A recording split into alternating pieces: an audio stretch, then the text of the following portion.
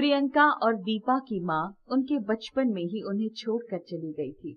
उनके पिता अशोक ने उनकी देखभाल के लिए दूसरी शादी कर ली, परंतु प्रीति दीपा और प्रियंका को बिल्कुल पसंद नहीं करती थी। वो किसी भी तरह से उनसे पीछा छुड़ाना चाहती थी।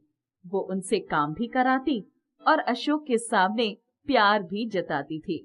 प्रियंका, ओ प्रियंका, अरे कहाँ मर गई? आई मम्मी। मैं तेरी मम्मी नहीं हूँ। पर पापा ने तो आपसे शादी की है और मेरी मम्मी तो हमें छोड़कर चली गई। पापा आपको ही हमारी मम्मी बना कर लाए हैं। मैंने तेरे बाप से शादी करी है। तुम दोनों तो मुझे मुफ्त में मिल गई हो। मम्मी, मुझे भूख लगी है। पूरे दिन बस खाना ही खाना रह जाता है तुम दोनों को, और काम ही क्या है? सुबह का बनाकर निपटा दो तो दोपहर को भूख लग जाती है, दोपहर का बनाकर निपटा दो शाम को भूख लग जाती है। मैं तो बस यहाँ तुम दोनों का खाना बनाने ही आई हूँ ना। इतने में अशोक बाहर से आ जाता है। जैसे ही अशोक घर में दाखिल होता है तो प्रीति के तेवर बदल जाते हैं और वो दीपा और प्रियंका को ऐसे प्यार जताती है जैसे कि उससे अच्छा तो कोई ही नहीं। देखो ना अशोक, मैं कब से दीपा को खाना खिलाने की कोशिश कर रही हूँ, पर दीपा है कि खाना खाती ही नहीं। कितनी दुबली हो गई है। अगर ये खाना नहीं खाएगी और ज्यादा दुबली हो जाएगी और दुनिया मुझको कहेगी कि सौतेली माँ ने बच्चों को खाना नहीं दिया। प्रीति, तुम इनकी सगी माँ ना होकर भी दोनों बच्चों का कितना ध्यान रखती हो। दुनिया चाहे मुझे सौतेली समझे, पर मैंने तो इन बच्चों को अपना माना है ना। दीपा, प्रियंका, देखो ये तुमसे कितना प्यार करती है। इतना कहकर अशोक वहाँ से चला जाता है और प्रीति फिर से दोनों के लिए क्रूर हो जाती है। एक दिन की बात है, प्रीति सोच लेती है कि इन दोनों बच्चों से पीछा छुड़ाकर रहेगी। अशोक, पास के गांव में मेला लगा है। मेरा बहुत मन है कि मैं इन दोनों बच्चों को घुमा लाऊं। पूरे दिन घर में रहती हैं दोनों, थोड़ा बाहर निकलेगी तो दोनों का मन बहल जाएगा। हाँ, क्यों नहीं। और ये लो कुछ पैसे, दोनों को कुछ खिला देना। और ऐसा मत करना कि उन दोनों के चक्कर में तुम भूखी रह जाओ। तुम भी कुछ खा लेना। जाओ और तीनों मजे करो मेले में। प्रीति दोनों लड़कियों को लेकर मेले में चली जाती है और वहाँ दोनों को छोड़ आती है। वापस आकर अशोक को बताती है कि वो खो गई। अशोक को ये सुनकर बहुत दुख होता है। दीदी, मुझे बहुत तेज की भूख लगी है। माँ कहाँ चली गई? जाने कहाँ चली गई माँ। हम इस मेले में खो चुके हैं। यहाँ तो हम किसी को जानते भी नहीं हैं। अब हम क्या करें? दीदी, हमें तो अपने घर का रास्ता भी नहीं पता। तू चिंता मत कर, हम कुछ ना कुछ कर लेंगे। मेले में प्रियंका दीपा ऐसे ही भूखी प्यासी घूम रही थी। तभी उनकी नजर एक 100 रुपए के नोट पर पड़ती है। वो उस नोट को लेकर कुछ खाने के लिए ले लेती है। फिर भी कुछ पैसे बच गए। तभी मेले में एक दुकान पर एक खेल की दुकान दिखी। दीदी, मुझे ये वाला खेल खेलना है और वो खिलौना चाहिए। रुक दीपा, अभी मैं वो खिलौना तुझे दिलाती हूँ। प्रियंका खिलौने की दुकान पर रिंग डालती जाती है और खिलौने जीतती चली जाती है। ये देख दीपा खुश हो जाती है। दीदी, आपने तो मुझे इतने सारे खिलौने दिला दिए। मैंने कभी इतने सारे खिलौने जिंदगी में नहीं देखे थे। जब तक मैं हूँ तब तक तुझे चिंता की कोई जरूरत नहीं है। पर अब हम क्या करें? मेरी ये समझ में नहीं आ रहा। घर का रास्ता हम जानते नहीं हैं और जो पैसे थे वो भी खर्च हो गए हैं, थक भी गए हैं। दीदी, वो पार्क है ना, वहाँ पर बैठते हैं। वहीं पर बैठकर सोचते हैं कि क्या करना है।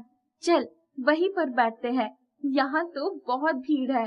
प्रियंका और दीपा उस पार्क में बेंच पर बैठ जाते हैं जहाँ पर कुछ लड़के क्रिकेट खेल रहे होते हैं। उन्हें देखकर प्रियंका का भी मन करता है कि वो भी क्रिकेट खेले और एक लड़के से वो खेलने के लिए पूछती है। मुझे भी क्रिकेट खेलना है, मुझको अपनी टीम में शामिल कर लो ना। तुम और क्रिकेट खेलोगी? कभी किसी लड़की को क्रिकेट खेलते हुए देखा है क्या? क्रिकेट खेलना तो लड़कों का काम होता है, तुम जैसी लड़कियों का नहीं है। और तुम्हें तो हम जानते भी नहीं है। छी, इतनी गंदी लग रही हो। एक बॉल करा दो ना बस। अरे चलो चलो, जाओ यहाँ से। लड़के क्रिकेट खेलते रहते हैं। प्रियंका और दीपा पास में बैठी रहती है। क्रिकेट खेलते खेलते ही उन लड़कों की एक बार गेंद बेंच के नीचे आ जाती है, तो लड़कों को गेंद मांगने पर प्रियंका बॉल फेंक कर देती है। बॉल सड़क पर एक आती हुई गाड़ी के शीशे से टकरा जाती है। अरे ये क्या, बॉल इतनी तेज फेंकने की क्या जरूरत थी? ज्यादा ही गुस्सा आ रहा है क्या तुझे मुझ पर? क्रिकेट नहीं खेलने दिया तो बॉल ही फेंक दी। मैंने तो धीरे फेंकी थी, अब वो सड़क के दूसरे छोर पर जाकर गिरी है, तो इसमें मेरी क्या गलती है? तभी वहाँ पर गाड़ी का मालिक हाथ में बॉल लेकर आता है। सारे लड़के डर जाते हैं। वो आदमी उन लड़कों से पूछता है, ये गेंद किसकी है? सर, ये गेंद हमारी है। किसने फेंकी थी ये गेंद? सारे बच्चे चुप हो जाते हैं और डर के मारे कुछ भी नहीं बताते। उस आदमी के बार बार पूछने पर लड़कों की टोली में से एक लड़का प्रियंका की तरफ इशारा करता है और सब लड़के वहाँ से डर के मारे भाग जाते हैं। ये गेंद तुमने फेंकी थी बेटी? हाँ। जरा फिर से फेंक कर दिखाना। क्या हुआ साहब, हम तो गरीब हैं, वैसे ही हम अपना घर भूल चुके हैं। हमारी माँ हमें छोड़कर न जाने कहाँ चली गई। मैंने तो गेंद उन लड़कों को दी थी, पता नहीं वो सड़क के दूसरी छोर पर कैसे पहुँच गई। माफ कर दो ना साहब। मैं तुम्हें डांट नहीं रहा, बस जो बॉल तुमने अभी फेंकी थी एक बार फिर से फेंक कर दिखाओ। प्रियंका आदमी के कहने पर फिर से वो गेंद फेंकती है और बहुत ही दूर जाकर गेंद गिरती है। आदमी उसके गेंद फेंकने के तरीके से बहुत प्रभावित और खुश होता है। तुम दोनों बहनें हो? हाँ साहब, ये मेरी छोटी बहन दीपा है। हमारी माँ तो हमें बचपन में ही छोड़कर चली गई। हमारी पापा ने दूसरी शादी कर ली, पर हमारी दूसरी माँ हमें पसंद नहीं करती। शायद इसलिए वो हमें इस मेले में छोड़कर चली गई। अब तुम चिंता मत करो, तुम दोनों मेरे साथ चलो। मैं तुम्हें पढ़ाऊंगा और तुम्हें क्रिकेट टीम में शामिल कराऊंगा। देखना, तुम एक दिन बहुत अच्छी क्रिकेटर साबित होगी। धीरे धीरे समय व्यतीत होता है। प्रियंका और दीपा अच्छी परवरिश और अच्छे कोच की वजह से बहुत प्रसिद्ध क्रिकेटर बन जाती हैं। एक बार जब वो टीवी पर आ रही होती है तो अशोक उनको पहचान जाता है। अरे, ये तो मेरी ही बेटी है। ये तो मेले में खो गई थी, पर अच्छा है आज ये कहां से कहां पहुंच गई। पर मैं इनको नहीं लेने जाऊंगा क्योंकि इनकी बहुत अच्छी परवरिश वहां हो रही है। यहाँ तो मेरी बीवी प्रीति हमको जीने भी नहीं देती। आज मेरी अनाथ बच्चियां अपने बलबूते पर एक अच्छे मुकाम पर पहुंच गई हैं। मुझे उन पर गर्व है। बहुत साल पहले की बात है। सुकन्या नाम की एक अध्यापिका को एक दूर दराज गांव की कन्या पाठशाला में पढ़ाने की नौकरी मिल गई। 2 कमरों की पाठशाला थी। 3 कक्षाएं अंदर चलती थी और बाकी की 2 कक्षाएं पाठशाला के प्रांगण में चलती थी। सुकन्या की कक्षा में कुल 5 लड़कियां पढ़ती थी। पहले ही दिन इतने कम छात्राओं को देखकर उन्हें आश्चर्य हुआ। बेटी सुनो, तुम्हारा नाम क्या है? मेरा नाम राधा है। राधा, ये बताओ इस कक्षा में कुल कितनी छात्राएं पढ़ती हैं? पहले कुल 6 छात्राएं थी, अब तो 5 ही रह गई। फुलवा पढ़ाई छोड़कर चली गई है। फुलवा कहाँ चली गई? जी अपने ससुराल चली गई है, उसका विवाह हो गया। सुकन्या को बड़ा आश्चर्य हुआ। फुलवा की उम्र क्या थी? 10 साल की रही होगी। विवाह के पहले विवाह के नाम पर बहुत खुश रहती थी, लेकिन बाद में जब मायके आई तो माँ से रो रो कर कहती थी, अब नहीं जाऊंगी।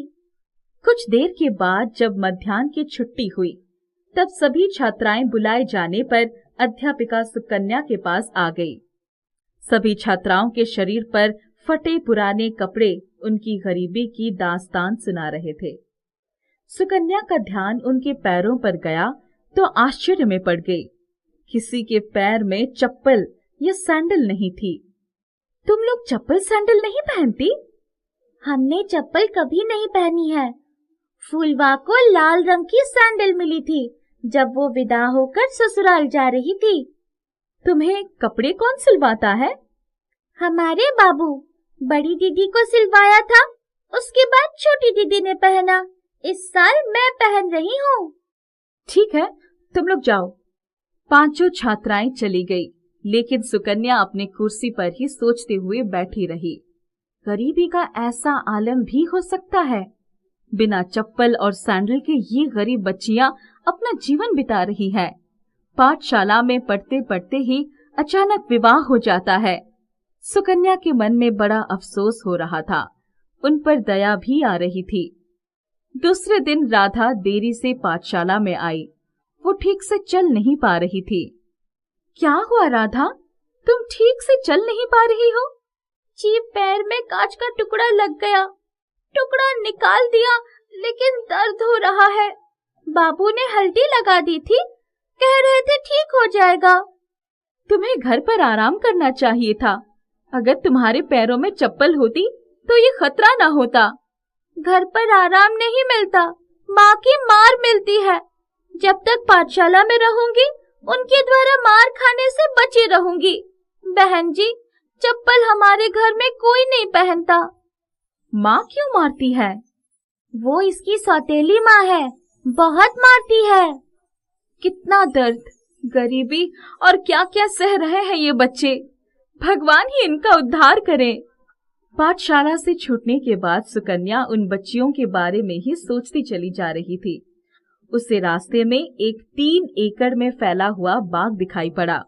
उसमें बहुत सारे वृक्ष और फूलों के पौधे लगे हुए थे। सुकन्या ने एक लड़की से उस बाग के बारे में पूछा। बेटी, यहाँ आओ, ये बाग किसका है? ये कन्या पाठशाला का बाग है। सुकन्या ने ये बात सुने तो वो बाग के अंदर चली गई। बाग उसे बहुत अच्छी लगी। इतनी अच्छी बाग है, यदि इसका रख रखाव ठीक से हो तो पाठशाला को अच्छी आय मिल सकती है। छात्राओं को भी इसका लाभ मिल सकता है। अरे, ये पौधे तो कमजोर है, इसे सहारे की जरूरत है। सुकन्या ने उस पौधों को सहारा देने के लिए एक रस्सी से उसे बांधकर उस रस्सी का दूसरा सिरा एक मोटे पेड़ से बांध दिया। वो पौधा सीधा हो गया।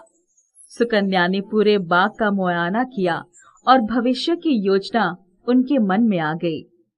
दूसरे दिन सुकन्या ने पाठशाला में उस बाग के पुनरुद्धार की योजना के बारे में चर्चा की। सुकन्या, देखो, ये पाठशाला बच्चों के पढ़ाई के लिए बनाई गई है। हमें इनकी पढ़ाई से ही संबंध रखना चाहिए। बच्चों से बागवानी कराना ठीक नहीं। हम 1-2 पीरियड श्रमदान के लिए रख सकते हैं। बच्चों की कार्य क्षमता भी बढ़ेगी, उन्हें सामुदायिक जीवन का ज्ञान होगा। मैं तो उनके अच्छे भविष्य के बारे में सोच रही हूँ। सुकन्या का कहना ठीक है, हमें ऐसे सुधार के कार्य करने चाहिए। बच्चों का मनोबल बढ़ेगा और हमारी पाठशाला का भी नाम होगा। शिक्षिका शशिकला ने सर झुका लिया। कुछ समय के बाद उसने छात्राओं को भड़काना शुरू किया, लेकिन कोई भी छात्रा उनकी बात से सहमत नहीं हुई। वे सब सुकन्या को अपना आदर्श मानती थी। सुकन्या छात्राओं को लेकर समय निकालकर उस बाग का रखरखाव करने लगी। साफ सफाई के साथ साथ सिंचाई भी होने लगी। कुछ दिनों के बाद राधा का ध्यान उस सहारा पाए हुए पौधे की तरफ गया, जो बड़ा पेड़ बन गया था। अरे, ये पौधा कुछ दिनों पहले गिर रहा था। मैंने इसे सहारा दिया और अब ये बड़ा पेड़ बन गया है। वो देखो, दूसरे पेड़ों में अच्छे फल भी आ गए हैं, फूल भी खिल रहा है। अरे वाह, वो देखो, पेड़ में सैंडल लटक रहे हैं, बहुत सुंदर है। हाँ हाँ, ये तो सचमुच बहुत प्यारे सैंडल हैं। इतने में पेड़ से आवाज आई। आपने मुझे आधार दिया, इसीलिए मैंने आपकी छात्राओं के लिए आवश्यक सैंडल का इंतजाम किया है। मैं आपके विचार जानता हूँ, इन सब से कहिए। सुकन्या ने छात्राओं को इशारा किया और उन सब ने अपने लिए सैंडल पेड़ से ले लिया। राधा ने भी अपने पैरों में सैंडल पहन ली। मेरे पैर का घाव अभी ठीक नहीं हुआ है, क्या मैं सैंडल को पहनकर चल पाऊंगी? आप इसे पहनकर कदम तो आगे बढ़ाइए, इसके बाद इसका कमाल देखिए। राधा ने सैंडल पहनकर जैसे ही कदम आगे बढ़ाया, उसका जख्म का दर्द गायब हो गया।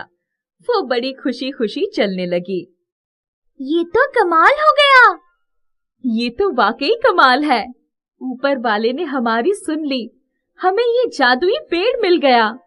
इस बाग के सारे फल और फूल आप लोगों के लिए है। आप बाजार में इन्हें बेचकर अच्छे पैसे कमा सकती हैं। उस पैसों से छात्राओं के जीवन में सुधार आ सकता है। सुकन्या और सभी छात्राएं ये सुनकर बहुत प्रसन्न हो गई। अब किसी भी छात्रा का पैर सूना नहीं रह गया। सबके पैरों में सुंदर सैंडल चमक रहे थे। सुकन्या ने सभी छात्राओं के साथ मिलकर बाग की काया पलट कर दी।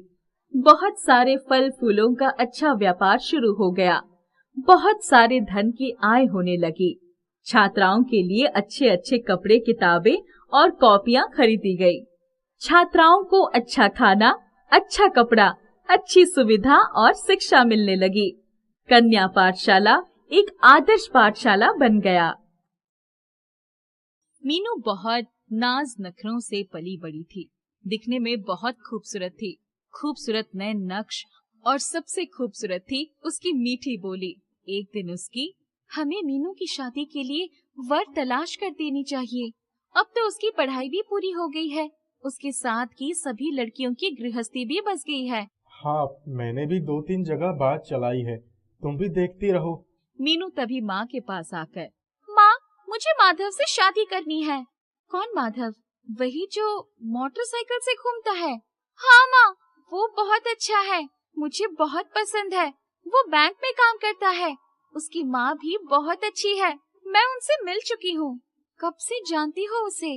वो मेरे साथ कॉलेज में पढ़ता था। अब उसकी पक्की नौकरी भी है। मैं तुम्हें बताने वाली ही थी। चलो शाम को उनके घर चलने हैं, उसकी माँ से मिलना होगा। शाम को वो लोग माधव के घर गए। माधव की माँ ने उनकी खूब आवभगत की। वापस आने पर, मीनू, तुम उतने छोटे से घर में कैसे रह पाओगी? वो लोग बहुत गरीब हैं। जो है सो लड़का ही है। पापा, मैं भी तो नौकरी कर सकती हूँ, लेकिन शादी मैं माधव से ही करूँगी। मीनू की जिद के आगे माता पिता की एक न चली। दोनों की शादी हो गई। मीनू ससुराल आ गई। कुछ दिनों तक तो सब ठीक रहा, पर अब उसको पैसे का अभाव खलने लगा। बैंक की बंधी बंधाई तनख्वाह कब खत्म हो जाती पता ही नहीं चलता। मीनू परेशान रहने लगी। एक दिन, मीनू, कल संडे है। मेरा एक मित्र अरुण थाने पर आएगा। उसकी पत्नी मायके गई हुई है, इसीलिए मैंने उसे बुला लिया। क्या खिलाओगी? छोले भटूरे बना लूंगी। तुम्हें भी तो मेरे हाथ के छोले भटूरे पसंद है ना? हाँ, वो भी बंदा क्या याद रखेगा। दूसरे दिन मीनू सुबह से ही घर की साज सज्जा और खाना बनाने में लगी थी। तभी, मीनू, अब काम छोड़कर अपना हुलिया ठीक कर लो, अरुण आता ही होगा। जी माँ जी। वो झट से तैयार होने चली गई।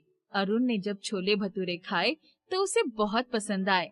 वाह भाभी, आपके हाथ में तो जादू है। क्या भटूरे बनाए हैं? ऐसे भटूरे तो रेस्टोरेंट में भी नहीं मिलेंगे। अरे यार, क्यों चने के झाड़ पर चढ़ा रहा है? अरे मैं सच कह रहा हूँ, तू घर का बना खाना खाता है ना? पहले तेरी माँ बढ़िया खाना बनाती थी, अब बीवी भी अच्छी खाना बनाती है। मुझसे पूछ, मेरी बीवी तो रसोई से दूर भागती है, इसीलिए मुझे यहाँ के सभी रेस्टोरेंट के स्वाद का पता है। मीनू बहुत खुश थी। अरुण के जाने के बाद, माधव, क्यों ना हम भी अपनी एक छोले भटूरे की छोटी सी दुकान खोल लें? मैंने अरुण को बोला था कि चने के झाड़ पर मत चढ़ा। अब उसका फल तो मुझे ही भुगतना पड़ रहा है। तुम्हें तो मेरी हर बात मजाक ही लगती है। अरे नहीं, मैं मजाक नहीं कर रहा हूँ। अभी हमारी शादी को 1 साल ही हुए हैं। तुम्हारे घर वाले सोचेंगे कि मैं ठीक से तुम्हारी देखभाल नहीं कर सकता। माधव, मेरे पापा खुद एक बिजनेसमैन है, वो कभी ऐसा नहीं सोचेंगे। बात तो आई गई हो गई। अपनी खूबसूरत बीवी को घुमाने फिराने के लिए और उसके साथ श्रृंगार के लिए पैसे ही नहीं बचते थे। मीनू कभी कोई डिमांड नहीं करती थी, पर माधव को अधिक से अधिक पैसा कमाने की चाहत थी। एक दिन, सर, आपके लिए मैं कुछ लाया हूँ, प्लीज मेरा होम लोन जल्दी पास करवा दीजिए। आप बाहर चलिए, मैं आता हूँ। वो व्यक्ति बाहर गया तो उसने माधव को एक थैली पकड़ा दी। माधव ने थैली तुरंत उसके हाथ में वापस कर दी। उसकी हिम्मत देखकर उसके हाथ कांपने लगे।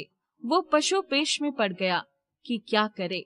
जब घर पहुंचा तो, क्या बात है, बहुत परेशान लग रहे हो? कुछ नहीं, बैंक की टेंशन है। दूसरे ही दिन वो जैसे ही बैंक पहुंचा, उसके बॉस ने उसे बुलाया। मिस्टर माधव, ये लीजिए अपना सस्पेंशन ऑर्डर, और जब तक इंक्वायरी होगी आप वो बैंक आने की जरूरत नहीं है। क्लाइंट ने आपके खिलाफ शिकायत दर्ज की है। सर, वो तो खुद ही मुझे बुलाकर ले गया था, मुझे फंसाया गया है। बॉस ने उसकी एक न सुनी, उसके तो होश उड़ गए। क्या मुंह दिखाऊंगा घर वालों को और रिश्तेदारों को। वो घर आकर चुपचाप लेट गया। आज इतने जल्दी कैसे आ गए? मीनू, तुम कह रही थी ना कि हम अपनी एक दुकान खोल लेते हैं, वो समय आ गया है।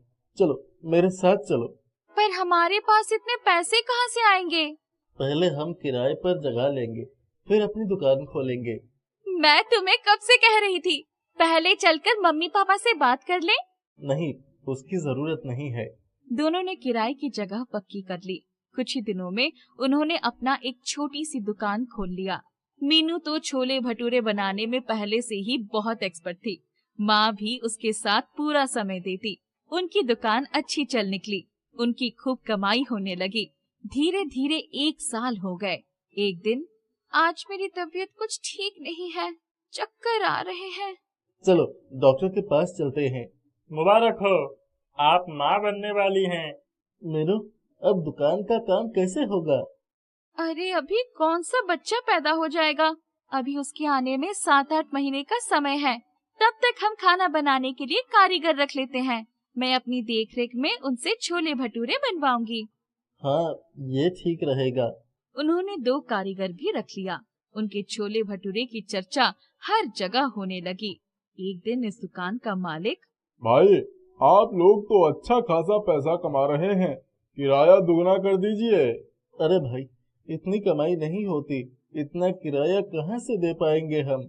आप लोग ये जगह छोड़ दीजिए। माधव और मीनू बहुत परेशान हो गए। माधव, तुम चिंता मत करो, हम जहाँ भी दुकान खोलेंगे वहीं चल निकलेगी। तुम मेरे गहने गिरवी रखकर अपनी खुद की दुकान के लिए जगह देख लो। नहीं नहीं मीनू, तुम्हारे माता पिता को पता चलेगा तो उनकी नजरों से मैं गिर जाऊंगा। मैं उनको बताने थोड़ी जा रही हूँ, अपने पास कुछ बचत भी तो है। जब हमारी कमाई होने लगेगी तो सबसे पहले गहने ही छुड़वाएंगे। माधव ने उसके कुछ गहने रखकर बाकी गहने गिरवी रख दिए और घर के नजदीक ही एक दुकान खरीद ली। कुछ ही दिनों में उनकी दुकान पर खूब भीड़ होने लगी, खूब आमदनी होने लगा। तभी एक दिन बैंक से फोन आया। माधव, आपकी इंक्वायरी में आप निर्दोष साबित हुए हैं। आपकी नौकरी फिर से बहाल हो गई है। आपको पिछले 2 सालों का एरियर भी मिलेगा। आप सोमवार से ज्वाइन कर लीजिए। इतना सुनते ही माधव की आंखों में खुशी के आंसू आ गए। हमेशा ईमानदारी की जीत होती है माधव। अब मुझे दुकान पर जाने की हिम्मत नहीं रह गई है। तुम 1-2 आदमी और रख लो। तुम चिंता मत करो, हमारा बच्चा बहुत भाग्यशाली है। देखो ना, अभी वो आया भी नहीं है और मेरी बहाली का संदेश आ गया। मेरे ऊपर लगा दोष भी दूर हो गया। उन्होंने 2 आदमी और रख लिए। माधव दिन भर बैंक में रहता, शाम को दुकान संभालता। उसकी माँ भी दुकान पर ही रहती। मीनू का बेटा होने के बाद उन्होंने बहुत बड़ी दावत रखी। मीनू के सारे गहने भी उसने छुड़ा लिए थे। मीनू सजी धजी बेटे को गोद में लेकर बैठी थी। हमारी बहू बहुत ही समझदार और हिम्मत वाली है। उसकी सूझबूझ से ही आज हम इतने बड़े कारोबार के मालिक हैं। उसने छोले भटूरे बेचकर हमारी गरीबी दूर ही कर दी। मीनू और माधव एक दूसरे को देखकर मुस्कुरा उठे। उनका जीवन खुशियों से भर गया। प्रियंका और दीपा की माँ उनके बचपन में ही उन्हें छोड़कर चली गई थी। उनके पिता अशोक ने उनकी देखभाल के लिए दूसरी शादी कर ली, परंतु प्रीति दीपा और प्रियंका को बिल्कुल पसंद नहीं करती थी। वो किसी भी तरह से उनसे पीछा छुड़ाना चाहती थी। वो उनसे काम भी कराती और अशोक के सामने प्यार भी जताती थी। प्रियंका, ओ प्रियंका, अरे कहाँ मर गई? आई मम्मी। मैं तेरी मम्मी नहीं हूँ। पर पापा ने तो आपसे शादी की है और मेरी मम्मी तो हमें छोड़कर चली गई। पापा आपको ही हमारी मम्मी बना कर लाए हैं। मैंने तेरे बाप से शादी करी है। तुम दोनों तो मुझे मुफ्त में मिल गई हो। मम्मी, मुझे भूख लगी है। पूरे दिन बस खाना ही खाना रह जाता है तुम दोनों को, और काम ही क्या है। सुबह का बनाकर निपटा दो तो दोपहर को भूख लग जाती है, दोपहर का बनाकर निपटा दो शाम को भूख लग जाती है। मैं तो बस यहाँ तुम दोनों का खाना बनाने ही आई हूँ ना। इतने में अशोक बाहर से आ जाता है। जैसे ही अशोक घर में दाखिल होता है तो प्रीति के तेवर बदल जाते हैं और वो दीपा और प्रियंका को ऐसे प्यार जताती है जैसे कि उससे अच्छा तो कोई ही नहीं। देखो ना अशोक, मैं कब से दीपा को खाना खिलाने की कोशिश कर रही हूँ, पर दीपा है कि खाना खाती ही नहीं। कितनी दुबली हो गई है। अगर ये खाना नहीं खाएगी और ज्यादा दुबली हो जाएगी और दुनिया मुझको कहेगी कि सौतेली माँ ने बच्चों को खाना नहीं दिया। प्रीति, तुम इनकी सगी माँ ना होकर भी दोनों बच्चों का कितना ध्यान रखती हो। दुनिया चाहे मुझे सौतेली समझे, पर मैंने तो इन बच्चों को अपना माना है ना। दीपा, प्रियंका, देखो ये तुमसे कितना प्यार करती है। इतना कहकर अशोक वहाँ से चला जाता है और प्रीति फिर से दोनों के लिए क्रूर हो जाती है। एक दिन की बात है, प्रीति सोच लेती है कि इन दोनों बच्चों से पीछा छुड़ाकर रहेगी। अशोक, पास के गांव में मेला लगा है। मेरा बहुत मन है कि मैं इन दोनों बच्चों को घुमा लाऊं। पूरे दिन घर में रहती हैं दोनों, थोड़ा बाहर निकलेगी तो दोनों का मन बहल जाएगा। हाँ, क्यों नहीं। और ये लो कुछ पैसे, दोनों को कुछ खिला देना, और ऐसा मत करना कि उन दोनों के चक्कर में तुम भूखी रह जाओ। तुम भी कुछ खा लेना। जाओ और तीनों मजे करो मेले में। प्रीति दोनों लड़कियों को लेकर मेले में चली जाती है और वहाँ दोनों को छोड़ आती है। वापस आकर अशोक को बताती है कि वो खो गई। अशोक को ये सुनकर बहुत दुख होता है। दीदी, मुझे बहुत तेज की भूख लगी है। माँ कहाँ चली गई? जाने कहाँ चली गई माँ। हम इस मेले में खो चुके हैं। यहाँ तो हम किसी को जानते भी नहीं हैं। अब हम क्या करें? दीदी, हमें तो अपने घर का रास्ता भी नहीं पता। तू चिंता मत कर, हम कुछ ना कुछ कर लेंगे। मेले में प्रियंका दीपा ऐसे ही भूखी प्यासी घूम रही थी। तभी उनकी नजर एक 100 रुपए के नोट पर पड़ती है।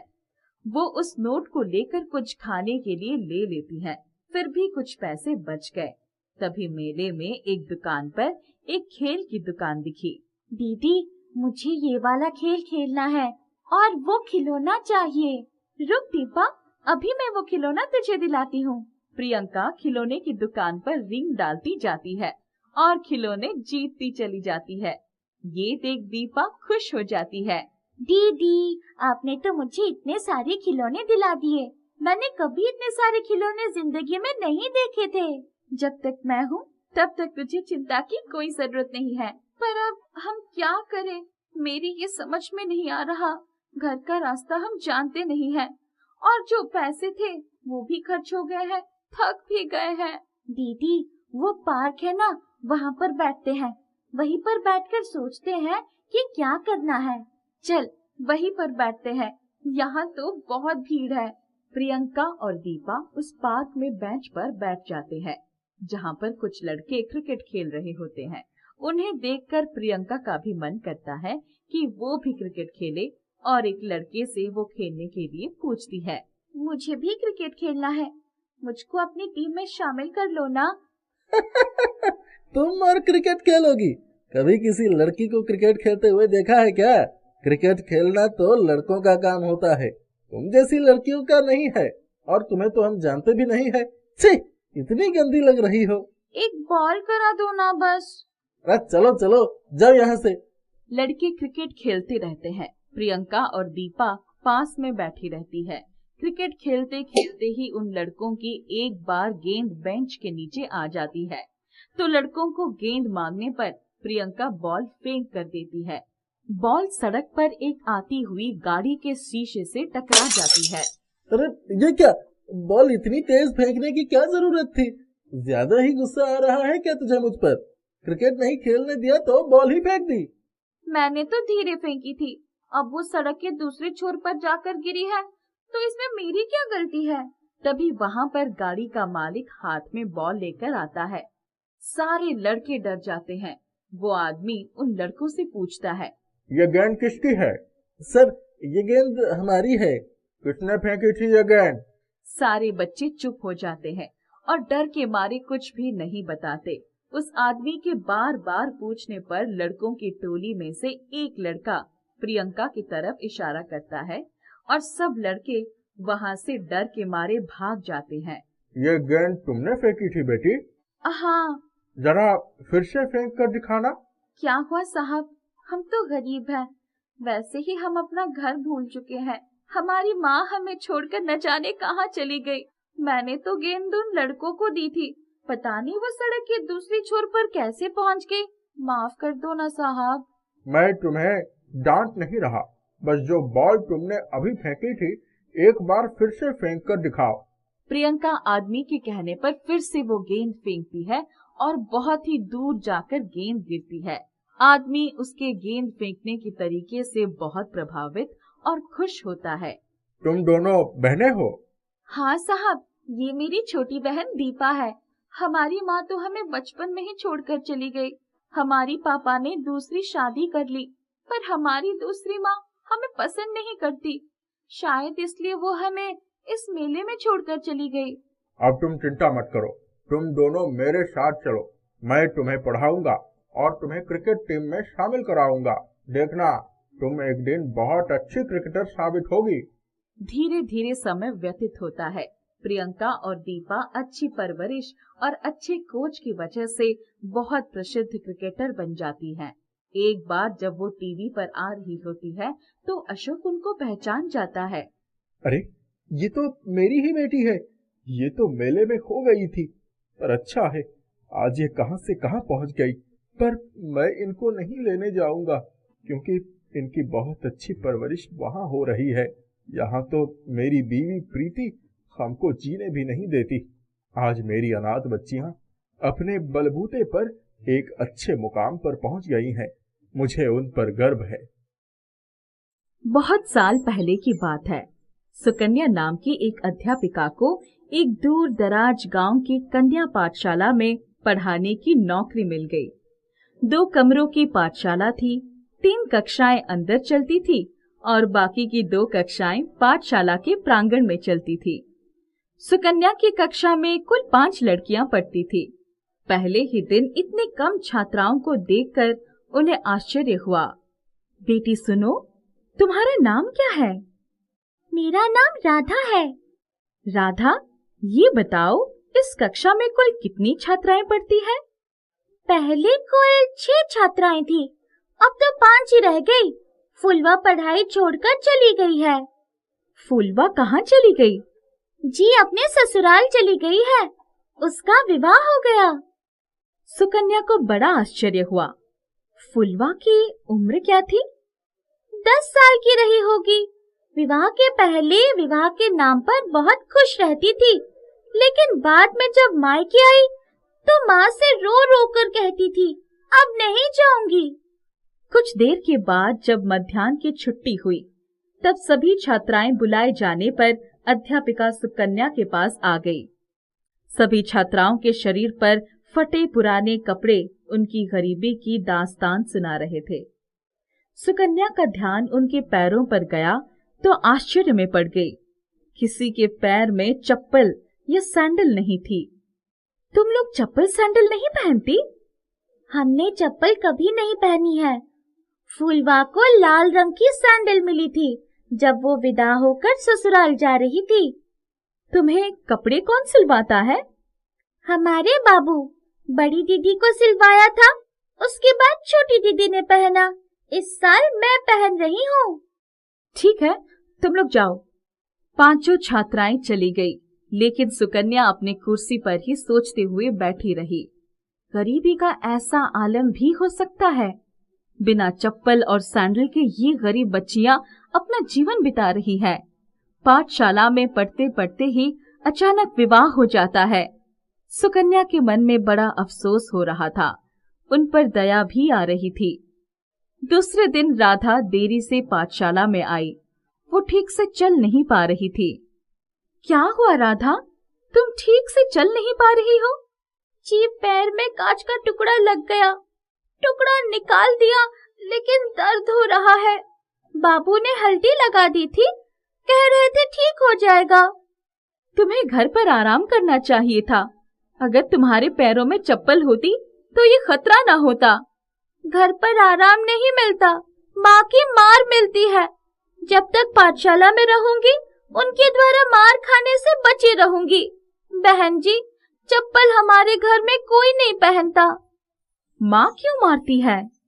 वो इसकी सौतेली माँ है, बहुत मारती है। कितना दर्द, गरीबी और क्या क्या सह रहे हैं ये बच्चे। भगवान ही इनका उद्धार करे। पाठशाला से छूटने के बाद सुकन्या उन बच्चियों के बारे में ही सोचती चली जा रही थी। उसे रास्ते में एक 3 एकड़ में फैला हुआ बाग दिखाई पड़ा। उसमें बहुत सारे वृक्ष और फूलों के पौधे लगे हुए थे।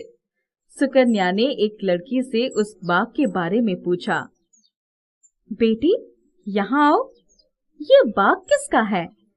ये कन्या पाठशाला का बाग है। सुकन्या ने ये बात सुने तो वो बाग के अंदर चली गई। बाग उसे बहुत अच्छी लगी। इतनी अच्छी बाग है, यदि इसका रख रखाव ठीक से हो तो पाठशाला को अच्छी आय मिल सकती है। छात्राओं को भी इसका लाभ मिल सकता है। अरे, ये पौधे तो कमजोर है, इसे सहारे की जरूरत है। सुकन्या ने उस पौधों को सहारा देने के लिए एक रस्सी से उसे बांधकर उस रस्सी का दूसरा सिरा एक मोटे पेड़ से बांध दिया। वो पौधा सीधा हो गया। सुकन्या ने पूरे बाग का मुआयना किया और भविष्य की योजना उनके मन में आ गई। दूसरे दिन सुकन्या ने पाठशाला में उस बाग के पुनरुद्धार की योजना के बारे में चर्चा की। सुकन्या, देखो, ये पाठशाला बच्चों के पढ़ाई के लिए बनाई गई है। हमें इनकी पढ़ाई से ही संबंध रखना चाहिए। बच्चों से बागवानी कराना ठीक नहीं। हम 1-2 पीरियड श्रमदान के लिए रख सकते हैं। बच्चों की कार्य क्षमता भी बढ़ेगी, उन्हें सामुदायिक जीवन का ज्ञान होगा। मैं तो उनके अच्छे भविष्य के बारे में सोच रही हूँ। सुकन्या का कहना ठीक है, हमें ऐसे सुधार के कार्य करने चाहिए। बच्चों का मनोबल बढ़ेगा और हमारी पाठशाला का भी नाम होगा। शिक्षिका शशिकला ने सर झुका लिया। कुछ समय के बाद उसने छात्राओं को भड़काना शुरू किया, लेकिन कोई भी छात्रा उनकी बात से सहमत नहीं हुई।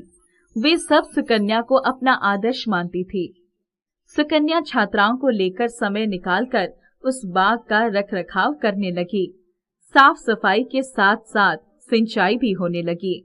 कुछ दिनों के बाद राधा का ध्यान उस सहारा पाए हुए पौधे की तरफ गया जो बड़ा पेड़ बन गया था।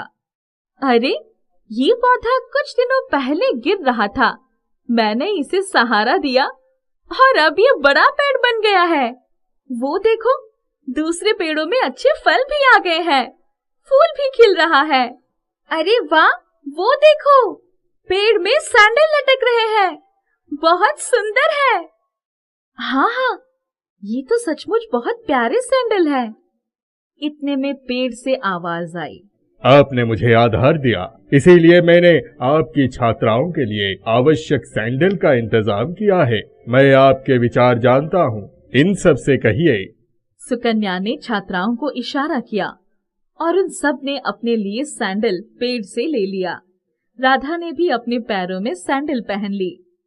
मेरे पैर का घाव अभी ठीक नहीं हुआ है, क्या मैं सैंडल को पहनकर चल पाऊंगी? आप इसे पहनकर कदम तो आगे बढ़ाइए, इसके बाद इसका कमाल देखिए। राधा ने सैंडल पहनकर जैसे ही कदम आगे बढ़ाया, उसका जख्म का दर्द गायब हो गया। वो बड़ी खुशी खुशी चलने लगी। ये तो कमाल हो गया। ये तो वाकई कमाल है। ऊपर वाले ने हमारी सुन ली, हमें ये जादुई पेड़ मिल गया।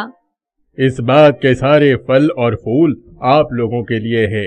आप बाजार में इन्हें बेचकर अच्छे पैसे कमा सकती हैं। उस पैसों से छात्राओं के जीवन में सुधार आ सकता है। सुकन्या और सभी छात्राएं ये सुनकर बहुत प्रसन्न हो गए। अब किसी भी छात्रा का पैर सूना नहीं रह गया। सबके पैरों में सुंदर सैंडल चमक रहे थे। सुकन्या ने सभी छात्राओं के साथ मिलकर बाग की काया पलट कर दी। बहुत सारे फल फूलों का अच्छा व्यापार शुरू हो गया। बहुत सारे धन की आय होने लगी। छात्राओं के लिए अच्छे अच्छे कपड़े, किताबें और कॉपियां खरीदी गई। छात्राओं को अच्छा खाना, अच्छा कपड़ा, अच्छी सुविधा और शिक्षा मिलने लगी। कन्या पाठशाला एक आदर्श पाठशाला बन गया। मीनू बहुत नाज नखरों से पली बड़ी थी। दिखने में बहुत खूबसूरत थी। खूबसूरत नए नक्श और सबसे खूबसूरत थी उसकी मीठी बोली। एक दिन उसकी, हमें मीनू की शादी के लिए वर तलाश कर देनी चाहिए। अब तो उसकी पढ़ाई भी पूरी हो गई है।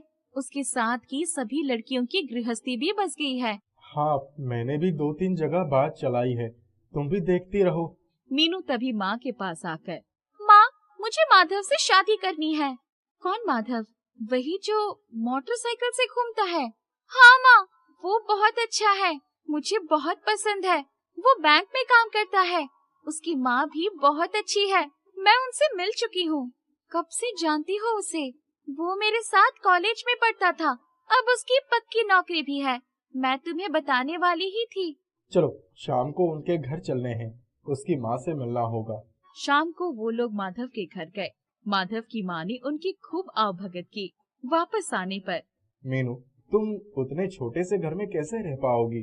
वो लोग बहुत गरीब हैं, जो है सो लड़का ही है। पापा, मैं भी तो नौकरी कर सकती हूँ, लेकिन शादी मैं माधव से ही करूँगी। मीनू की जिद के आगे माता पिता की एक न चली। दोनों की शादी हो गई। मीनू ससुराल आ गई। कुछ दिनों तक तो सब ठीक रहा, पर अब उसको पैसे का अभाव खलने लगा। बैंक की बंधी बंधाई तनख्वाह कब खत्म हो जाती पता ही नहीं चलता। मीनू परेशान रहने लगी। एक दिन, मीनू, कल संडे है, मेरा एक मित्र अरुण खाने पर आएगा। उसकी पत्नी मायके गई हुई है, इसीलिए मैंने उसे बुला लिया। क्या खिलाओगी? छोले भटूरे बना लूंगी। तुम्हें भी तो मेरे हाथ के छोले भटूरे पसंद है ना? हाँ, वो भी बंदा क्या याद रखेगा। दूसरे दिन मीनू सुबह से ही घर की साज सज्जा और खाना बनाने में लगी थी। तभी, मीनू, अब काम छोड़कर अपना हुलिया ठीक कर लो, अरुण आता ही होगा। जी माँ जी। वो झट से तैयार होने चली गई। अरुण ने जब छोले भटूरे खाए तो उसे बहुत पसंद आए। वाह भाभी, आपके हाथ में तो जादू है। क्या भटूरे बनाए हैं, ऐसे भटूरे तो रेस्टोरेंट में भी नहीं मिलेंगे। अरे यार, क्यों चने के झाड़ पर चढ़ा रहा है? अरे मैं सच कह रहा हूँ, तू घर का बना खाना खाता है ना? पहले तेरी माँ बढ़िया खाना बनाती थी, अब बीवी भी अच्छी खाना बनाती है। मुझसे पूछ, मेरी बीवी तो रसोई से दूर भागती है, इसीलिए मुझे यहाँ के सभी रेस्टोरेंट के स्वाद का पता है। मीनू बहुत खुश थी। अरुण के जाने के बाद, माधव, क्यों ना हम भी अपनी एक छोले भटूरे की छोटी सी दुकान खोल लें? मैंने अरुण को बोला था कि चने के झाड़ पर मत चढ़ा, अब उसका फल तो मुझे ही भुगतना पड़ रहा है। तुम्हें तो मेरी हर बात मजाक ही लगती है। अरे नहीं, मैं मजाक नहीं कर रहा हूँ। अभी हमारी शादी को 1 साल ही हुए हैं। तुम्हारे घर वाले सोचेंगे कि मैं ठीक से तुम्हारी देखभाल नहीं कर सकता। माधव, मेरे पापा खुद एक बिजनेसमैन है, वो कभी ऐसा नहीं सोचेंगे। बात तो आई गई हो गई। अपनी खूबसूरत बीवी को घुमाने फिराने के लिए और उसके साथ श्रृंगार के लिए पैसे ही नहीं बचते थे। मीनू कभी कोई डिमांड नहीं करती थी, पर माधव को अधिक से अधिक पैसा कमाने की चाहत थी। एक दिन, सर, आपके लिए मैं कुछ लाया हूँ, प्लीज मेरा होम लोन जल्दी पास करवा दीजिए। आप बाहर चलिए, मैं आता हूँ। वो व्यक्ति बाहर गया तो उसने माधव को एक थैली पकड़ा दी। माधव ने थैली तुरंत उसके हाथ में वापस कर दी। उसकी हिम्मत देखकर उसके हाथ कांपने लगे। वो पशोपेश में पड़ गया कि क्या करे। जब घर पहुंचा तो, क्या बात है, बहुत परेशान लग रहे हो? कुछ नहीं, बैंक की टेंशन है। दूसरे ही दिन वो जैसे ही बैंक पहुंचा, उसके बॉस ने उसे बुलाया। मिस्टर माधव, ये लीजिए अपना सस्पेंशन ऑर्डर, और जब तक इंक्वायरी होगी आप वो बैंक आने की जरूरत नहीं है। क्लाइंट ने आपके खिलाफ शिकायत दर्ज की है। सर, वो तो खुद ही मुझे बुलाकर ले गया था, मुझे फंसाया गया है। बॉस ने उसकी एक न सुनी। उसके तो होश उड़ गए। क्या मुंह दिखाऊंगा घर वालों को और रिश्तेदारों को। वो घर आकर चुपचाप लेट गया। आज इतने जल्दी कैसे आ गए? मीनू, तुम कह रही थी ना कि हम अपनी एक दुकान खोल लेते हैं, वो समय आ गया है। चलो मेरे साथ चलो। पर हमारे पास इतने पैसे कहाँ से आएंगे? पहले हम किराए पर जगह लेंगे, फिर अपनी दुकान खोलेंगे। मैं तुम्हें कब से कह रही थी, पहले चलकर मम्मी पापा से बात कर ले। नहीं, उसकी जरूरत नहीं है। दोनों ने किराए की जगह पक्की कर ली। कुछ ही दिनों में उन्होंने अपना एक छोटी सी दुकान खोल लिया। मीनू तो छोले भटूरे बनाने में पहले से ही बहुत एक्सपर्ट थी। माँ भी उसके साथ पूरा समय देती। उनकी दुकान अच्छी चल निकली। उनकी खूब कमाई होने लगी। धीरे धीरे 1 साल हो गए। एक दिन, आज मेरी तबीयत कुछ ठीक नहीं है, चक्कर आ रहे हैं। चलो डॉक्टर के पास चलते हैं। मुबारक हो, आप माँ बनने वाली हैं। मीनू, अब दुकान का काम कैसे होगा? अरे अभी कौन सा बच्चा पैदा हो जाएगा? अभी उसके आने में 7-8 महीने का समय है। तब तक हम खाना बनाने के लिए कारीगर रख लेते हैं। मैं अपनी देखरेख में उनसे छोले भटूरे बनवाऊंगी। हाँ, ये ठीक रहेगा। उन्होंने 2 कारीगर भी रख लिया। उनके छोले भटूरे की चर्चा हर जगह होने लगी। एक दिन इस दुकान का मालिक, भाई, आप लोग तो अच्छा खासा पैसा कमा रहे हैं, किराया दुगना कर दीजिए। अरे भाई, इतनी कमाई नहीं होती, इतना किराया कहाँ से दे पाएंगे हम? आप लोग ये जगह छोड़ दीजिए। माधव और मीनू बहुत परेशान हो गए। माधव, तुम चिंता मत करो, हम जहाँ भी दुकान खोलेंगे वहीं चल निकलेगी। तुम मेरे गहने गिरवी रखकर अपनी खुद की दुकान के लिए जगह देख लो। नहीं नहीं मीनू, तुम्हारे माता पिता को पता चलेगा तो उनकी नजरों से मैं गिर जाऊंगा। मैं उनको बताने थोड़ी जा रही हूँ। अपने पास कुछ बचत भी तो है। जब हमारी कमाई होने लगेगी तो सबसे पहले गहने ही छुड़वाएंगे। माधव ने उसके कुछ गहने रखकर बाकी गहने गिरवी रख दिए और घर के नजदीक ही एक दुकान खरीद ली। कुछ ही दिनों में उनकी दुकान पर खूब भीड़ होने लगी, खूब आमदनी होने लगा। तभी एक दिन बैंक से फोन आया। माधव, आपकी इंक्वायरी में आप निर्दोष साबित हुए हैं। आपकी नौकरी फिर से बहाल हो गई है। आपको पिछले 2 सालों का एरियर भी मिलेगा। आप सोमवार से ज्वाइन कर लीजिए। इतना सुनते ही माधव की आंखों में खुशी के आंसू आ गए। हमेशा ईमानदारी की जीत होती है माधव।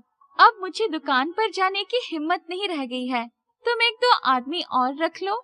तुम चिंता मत करो, हमारा बच्चा बहुत भाग्यशाली है। देखो ना, अभी वो आया भी नहीं है और मेरी बहाली का संदेश आ गया। मेरे ऊपर लगा दोष भी दूर हो गया। उन्होंने 2 आदमी और रख लिए। माधव दिन भर बैंक में रहता, शाम को दुकान संभालता। उसकी माँ भी दुकान पर ही रहती। मीनू का बेटा होने के बाद उन्होंने बहुत बड़ी दावत रखी। मीनू के सारे गहने भी उसने छुड़ा लिए थे। मीनू सजी धजी बेटे को गोद में लेकर बैठी थी। हमारी बहू बहुत ही समझदार और हिम्मत वाली है। उसकी सूझबूझ से ही आज हम इतने बड़े कारोबार के मालिक हैं। उसने छोले भटूरे बेचकर हमारी गरीबी दूर ही कर दी। मीनू और माधव एक दूसरे को देखकर मुस्कुरा उठे। उनका जीवन खुशियों से भर गया। प्रियंका और दीपा की माँ उनके बचपन में ही उन्हें छोड़कर चली गई थी। उनके पिता अशोक ने उनकी देखभाल के लिए दूसरी शादी कर ली, परंतु प्रीति दीपा और प्रियंका को बिल्कुल पसंद नहीं करती थी। वो किसी भी तरह से उनसे पीछा छुड़ाना चाहती थी। वो उनसे काम भी कराती और अशोक के सामने प्यार भी जताती थी। प्रियंका, ओ प्रियंका, अरे कहाँ मर गई? आई मम्मी। मैं तेरी मम्मी नहीं हूँ। पर पापा ने तो आपसे शादी की है और मेरी मम्मी तो हमें छोड़कर चली गई। पापा आपको ही हमारी मम्मी बना कर लाए हैं। मैंने तेरे बाप से शादी करी है। तुम दोनों तो मुझे मुफ्त में मिल गई हो। मम्मी, मुझे भूख लगी है। पूरे दिन बस खाना ही खाना रह जाता है तुम दोनों को, और काम ही क्या है? सुबह का बनाकर निपटा दो तो दोपहर को भूख लग जाती है, दोपहर का बनाकर निपटा दो शाम को भूख लग जाती है। मैं तो बस यहाँ तुम दोनों का खाना बनाने ही आई हूँ ना। इतने में अशोक बाहर से आ जाता है। जैसे ही अशोक घर में दाखिल होता है तो प्रीति के तेवर बदल जाते हैं और वो दीपा और प्रियंका को ऐसे प्यार जताती है जैसे कि उससे अच्छा तो कोई ही नहीं। देखो ना अशोक, मैं कब से दीपा को खाना खिलाने की कोशिश कर रही हूँ, पर दीपा है कि खाना खाती ही नहीं। कितनी दुबली हो गई है। अगर ये खाना नहीं खाएगी और ज्यादा दुबली हो जाएगी और दुनिया मुझको कहेगी कि सौतेली माँ ने बच्चों को खाना नहीं दिया। प्रीति, तुम इनकी सगी माँ ना होकर भी दोनों बच्चों का कितना ध्यान रखती हो। दुनिया चाहे मुझे सौतेली समझे, पर मैंने तो इन बच्चों को अपना माना है ना। दीपा, प्रियंका, देखो ये तुमसे कितना प्यार करती है। इतना कहकर अशोक वहाँ से चला जाता है और प्रीति फिर से दोनों के लिए क्रूर हो जाती है। एक दिन की बात है, प्रीति सोच लेती है कि इन दोनों बच्चों से पीछा छुड़ाकर रहेगी। अशोक, पास के गांव में मेला लगा है। मेरा बहुत मन है कि मैं इन दोनों बच्चों को घुमा लाऊं। पूरे दिन घर में रहती हैं दोनों, थोड़ा बाहर निकलेगी तो दोनों का मन बहल जाएगा। हाँ, क्यों नहीं। और ये लो कुछ पैसे, दोनों को कुछ खिला देना। और ऐसा मत करना कि उन दोनों के चक्कर में तुम भूखी रह जाओ। तुम भी कुछ खा लेना। जाओ और तीनों मजे करो मेले में। प्रीति दोनों लड़कियों को लेकर मेले में चली जाती है और वहाँ दोनों को छोड़ आती है। वापस आकर अशोक को बताती है कि वो खो गई। अशोक को ये सुनकर बहुत दुख होता है। दीदी, मुझे बहुत तेज की भूख लगी है। माँ कहाँ चली गई? जाने कहाँ चली गई माँ? हम इस मेले में खो चुके हैं। यहाँ तो हम किसी को जानते भी नहीं हैं। अब हम क्या करें? दीदी, हमें तो अपने घर का रास्ता भी नहीं पता। तू चिंता मत कर, हम कुछ ना कुछ कर लेंगे। मेले में प्रियंका दीपा ऐसे ही भूखी प्यासी घूम रही थी। तभी उनकी नजर एक 100 रुपए के नोट पर पड़ती है। वो उस नोट को लेकर कुछ खाने के लिए ले लेती है। फिर भी कुछ पैसे बच गए। तभी मेले में एक दुकान पर एक खेल की दुकान दिखी। दीदी, मुझे ये वाला खेल खेलना है और वो खिलौना चाहिए। रुक दीपा, अभी मैं वो खिलौना तुझे दिलाती हूँ। प्रियंका खिलौने की दुकान पर रिंग डालती जाती है और खिलौने जीतती चली जाती है। ये देख दीपा खुश हो जाती है। दीदी, आपने तो मुझे इतने सारे खिलौने दिला दिए। मैंने कभी इतने सारे खिलौने जिंदगी में नहीं देखे थे। जब तक मैं हूँ तब तक तुझे चिंता की कोई जरूरत नहीं है। पर अब हम क्या करें? मेरी ये समझ में नहीं आ रहा। घर का रास्ता हम जानते नहीं हैं और जो पैसे थे वो भी खर्च हो गए हैं, थक भी गए हैं। दीदी, वो पार्क है ना, वहाँ पर बैठते हैं। वहीं पर बैठकर सोचते हैं कि क्या करना है। चल, वहीं पर बैठते हैं। यहाँ तो बहुत भीड़ है। प्रियंका और दीपा उस पार्क में बेंच पर बैठ जाते हैं, जहाँ पर कुछ लड़के क्रिकेट खेल रहे होते हैं। उन्हें देखकर प्रियंका का भी मन करता है कि वो भी क्रिकेट खेले और एक लड़के से वो खेलने के लिए पूछती है। मुझे भी क्रिकेट खेलना है, मुझको अपनी टीम में शामिल कर लो ना। तुम और क्रिकेट खेलोगी? कभी किसी लड़की को क्रिकेट खेलते हुए देखा है क्या? क्रिकेट खेलना तो लड़कों का काम होता है, तुम जैसी लड़कियों का नहीं है। और तुम्हें तो हम जानते भी नहीं है। छी, इतनी गंदी लग रही हो। एक बॉल करा दो ना बस। अरे चलो चलो, जाओ यहाँ से। लड़के क्रिकेट खेलते रहते हैं। प्रियंका और दीपा पास में बैठी रहती है। क्रिकेट खेलते खेलते ही उन लड़कों की एक बार गेंद बेंच के नीचे आ जाती है, तो लड़कों को गेंद मांगने पर प्रियंका बॉल फेंक कर देती है। बॉल सड़क पर एक आती हुई गाड़ी के शीशे से टकरा जाती है। अरे ये क्या? बॉल इतनी तेज फेंकने की क्या जरूरत थी? ज्यादा ही गुस्सा आ रहा है क्या तुझे मुझ पर? क्रिकेट नहीं खेलने दिया तो बॉल ही फेंक दी। मैंने तो धीरे फेंकी थी। अब वो सड़क के दूसरे छोर पर जाकर गिरी है, तो इसमें मेरी क्या गलती है? तभी वहाँ पर गाड़ी का मालिक हाथ में बॉल लेकर आता है। सारे लड़के डर जाते हैं। वो आदमी उन लड़कों से पूछता है, ये गेंद किसकी है? सर, ये गेंद हमारी है। किसने फेंकी थी ये गेंद? सारे बच्चे चुप हो जाते हैं और डर के मारे कुछ भी नहीं बताते। उस आदमी के बार बार पूछने पर लड़कों की टोली में से एक लड़का प्रियंका की तरफ इशारा करता है और सब लड़के वहाँ से डर के मारे भाग जाते हैं। ये गेंद तुमने फेंकी थी बेटी? हाँ। जरा फिर से फेंक कर दिखाना। क्या हुआ साहब, हम तो गरीब हैं। वैसे ही हम अपना घर भूल चुके हैं। हमारी माँ हमें छोड़कर न जाने कहाँ चली गई। मैंने तो गेंद उन लड़कों को दी थी, पता नहीं वो सड़क के दूसरी छोर पर कैसे पहुँच गई। माफ कर दो ना साहब। मैं तुम्हें डांट नहीं रहा, बस जो बॉल तुमने अभी फेंकी थी एक बार फिर से फेंक कर दिखाओ। प्रियंका आदमी के कहने पर फिर से वो गेंद फेंकती है और बहुत ही दूर जाकर गेंद गिरती है। आदमी उसके गेंद फेंकने के तरीके से बहुत प्रभावित और खुश होता है। तुम दोनों बहनें हो? हाँ साहब, ये मेरी छोटी बहन दीपा है। हमारी माँ तो हमें बचपन में ही छोड़कर चली गई। हमारी पापा ने दूसरी शादी कर ली, पर हमारी दूसरी माँ हमें पसंद नहीं करती। शायद इसलिए वो हमें इस मेले में छोड़कर चली गई। अब तुम चिंता मत करो, तुम दोनों मेरे साथ चलो। मैं तुम्हें पढ़ाऊंगा और तुम्हें क्रिकेट टीम में शामिल कराऊंगा। देखना, तुम एक दिन बहुत अच्छी क्रिकेटर साबित होगी। धीरे धीरे समय व्यतीत होता है। प्रियंका और दीपा अच्छी परवरिश और अच्छे कोच की वजह से बहुत प्रसिद्ध क्रिकेटर बन जाती हैं। एक बार जब वो टीवी पर आ रही होती है तो अशोक उनको पहचान जाता है। अरे, ये तो मेरी ही बेटी है। ये तो मेले में खो गई थी, पर अच्छा है आज ये कहां से कहां पहुंच गई। पर मैं इनको नहीं लेने जाऊंगा क्योंकि इनकी बहुत अच्छी परवरिश वहां हो रही है। यहाँ तो मेरी बीवी प्रीति हमको जीने भी नहीं देती। आज मेरी अनाथ बच्चियां अपने बलबूते पर एक अच्छे मुकाम पर पहुंच गई हैं। मुझे उन पर गर्व है। बहुत साल पहले की बात है।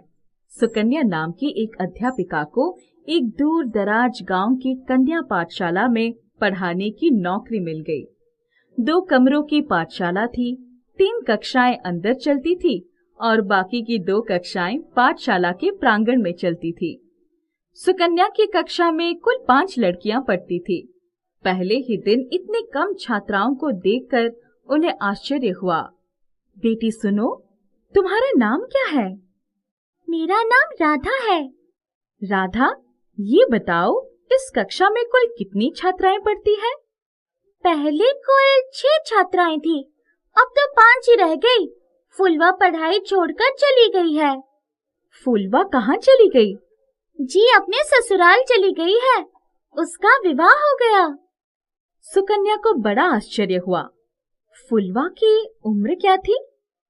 10 साल की रही होगी। विवाह के पहले विवाह के नाम पर बहुत खुश रहती थी, लेकिन बाद में जब मायके आई तो माँ से रो रो कर कहती थी, अब नहीं जाऊंगी। कुछ देर के बाद जब मध्याह्न की छुट्टी हुई, तब सभी छात्राएं बुलाए जाने पर अध्यापिका सुकन्या के पास आ गई। सभी छात्राओं के शरीर पर फटे पुराने कपड़े उनकी गरीबी की दास्तान सुना रहे थे। सुकन्या का ध्यान उनके पैरों पर गया तो आश्चर्य में पड़ गई। किसी के पैर में चप्पल या सैंडल नहीं थी। तुम लोग चप्पल सैंडल नहीं पहनती? हमने चप्पल कभी नहीं पहनी है। फूलवा को लाल रंग की सैंडल मिली थी जब वो विदा होकर ससुराल जा रही थी। तुम्हें कपड़े कौन सिलवाता है? हमारे बाबू। बड़ी दीदी को सिलवाया था, उसके बाद छोटी दीदी ने पहना। इस साल मैं पहन रही हूँ। ठीक है, तुम लोग जाओ। 5 छात्राएं चली गई, लेकिन सुकन्या अपनी कुर्सी पर ही सोचते हुए बैठी रही। गरीबी का ऐसा आलम भी हो सकता है। बिना चप्पल और सैंडल के ये गरीब बच्चियां अपना जीवन बिता रही हैं। पाठशाला में पढ़ते पढ़ते ही अचानक विवाह हो जाता है। सुकन्या के मन में बड़ा अफसोस हो रहा था। उन पर दया भी आ रही थी। दूसरे दिन राधा देरी से पाठशाला में आई। वो ठीक से चल नहीं पा रही थी। क्या हुआ राधा, तुम ठीक से चल नहीं पा रही हो? जी पैर में कांच का टुकड़ा लग गया। टुकड़ा निकाल दिया, लेकिन दर्द हो रहा है। बाबू ने हल्दी लगा दी थी, कह रहे थे ठीक हो जाएगा। तुम्हें घर पर आराम करना चाहिए था। अगर तुम्हारे पैरों में चप्पल होती तो ये खतरा ना होता। घर पर आराम नहीं मिलता, माँ की मार मिलती है। जब तक पाठशाला में रहूंगी उनके द्वारा मार खाने से बची रहूंगी। बहन जी, चप्पल हमारे घर में कोई नहीं पहनता। माँ क्यों मारती है? वो इसकी सौतेली माँ है, बहुत मारती है। कितना दर्द, गरीबी और क्या क्या सह रहे हैं ये बच्चे। भगवान ही इनका उद्धार करे। पाठशाला से छूटने के बाद सुकन्या उन बच्चियों के बारे में ही सोचती चली जा रही थी। उसे रास्ते में एक 3 एकड़ में फैला हुआ बाग दिखाई पड़ा। उसमें बहुत सारे वृक्ष और फूलों के पौधे लगे हुए थे। सुकन्या ने एक लड़की से उस बाग के बारे में पूछा। बेटी, यहाँ आओ, ये बाग किसका है? ये कन्या पाठशाला का बाग है। सुकन्या ने ये बात सुने तो वो बाग के अंदर चली गई। बाग उसे बहुत अच्छी लगी। इतनी अच्छी बाग है, यदि इसका रख रखाव ठीक से हो तो पाठशाला को अच्छी आय मिल सकती है। छात्राओं को भी इसका लाभ मिल सकता है। अरे, ये पौधे तो कमजोर है, इसे सहारे की जरूरत है। सुकन्या ने उस पौधों को सहारा देने के लिए एक रस्सी से उसे बांधकर उस रस्सी का दूसरा सिरा एक मोटे पेड़ से बांध दिया। वो पौधा सीधा हो गया। सुकन्या ने पूरे बाग का मुआयना किया और भविष्य की योजना उनके मन में आ गई। दूसरे दिन सुकन्या ने पाठशाला में उस बाग के पुनरुद्धार की योजना के बारे में चर्चा की।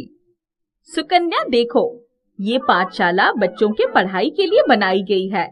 हमें इनकी पढ़ाई से ही संबंध रखना चाहिए। बच्चों से बागवानी कराना ठीक नहीं। हम 1-2 पीरियड श्रमदान के लिए रख सकते हैं।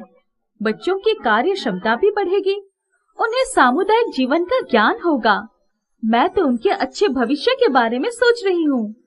सुकन्या का कहना ठीक है, हमें ऐसे सुधार के कार्य करने चाहिए।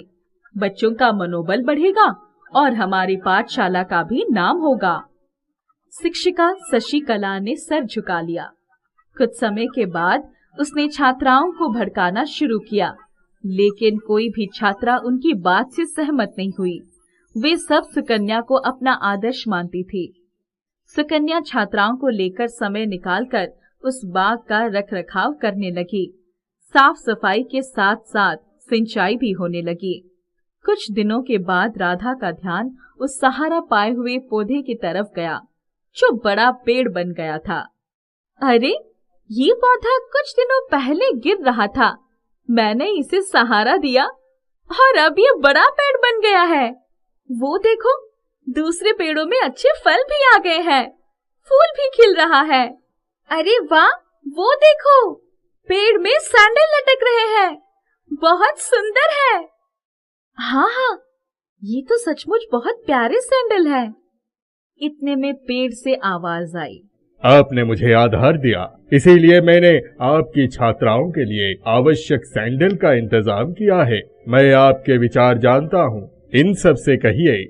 सुकन्या ने छात्राओं को इशारा किया और उन सब ने अपने लिए सैंडल पेड़ से ले लिया। राधा ने भी अपने पैरों में सैंडल पहन ली। मेरे पैर का घाव अभी ठीक नहीं हुआ है, क्या मैं सैंडल को पहनकर चल पाऊंगी? आप इसे पहनकर कदम तो आगे बढ़ाइए, इसके बाद इसका कमाल देखिए। राधा ने सैंडल पहनकर जैसे ही कदम आगे बढ़ाया, उसका जख्म का दर्द गायब हो गया। वो बड़ी खुशी खुशी चलने लगी। ये तो कमाल हो गया। ये तो वाकई कमाल है। ऊपर वाले ने हमारी सुन ली, हमें ये जादुई पेड़ मिल गया। इस बाग के सारे फल और फूल आप लोगों के लिए है। आप बाजार में इन्हें बेचकर अच्छे पैसे कमा सकती हैं। उस पैसों से छात्राओं के जीवन में सुधार आ सकता है। सुकन्या और सभी छात्राएं ये सुनकर बहुत प्रसन्न हो गए। अब किसी भी छात्रा का पैर सूना नहीं रह गया। सबके पैरों में सुंदर सैंडल चमक रहे थे। सुकन्या ने सभी छात्राओं के साथ मिलकर बाग की काया पलट कर दी। बहुत सारे फल फूलों का अच्छा व्यापार शुरू हो गया। बहुत सारे धन की आय होने लगी।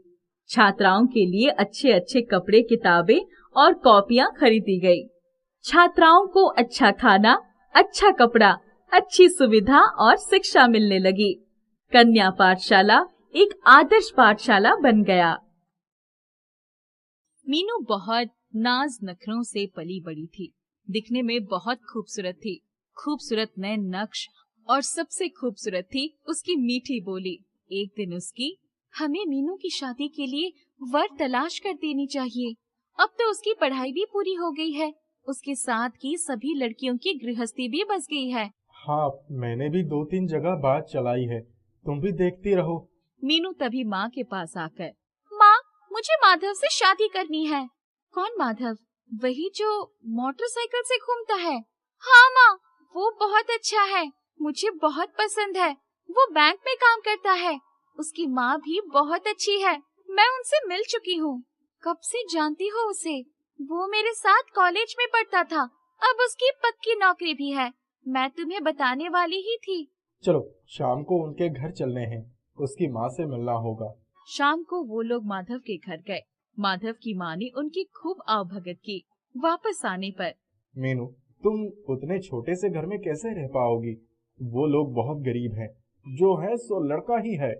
पापा, मैं भी तो नौकरी कर सकती हूँ, लेकिन शादी मैं माधव से ही करूँगी। मीनू की जिद के आगे माता पिता की एक न चली। दोनों की शादी हो गई। मीनू ससुराल आ गई। कुछ दिनों तक तो सब ठीक रहा, पर अब उसको पैसे का अभाव खलने लगा। बैंक की बंधी बंधाई तनख्वाह कब खत्म हो जाती पता ही नहीं चलता। मीनू परेशान रहने लगी।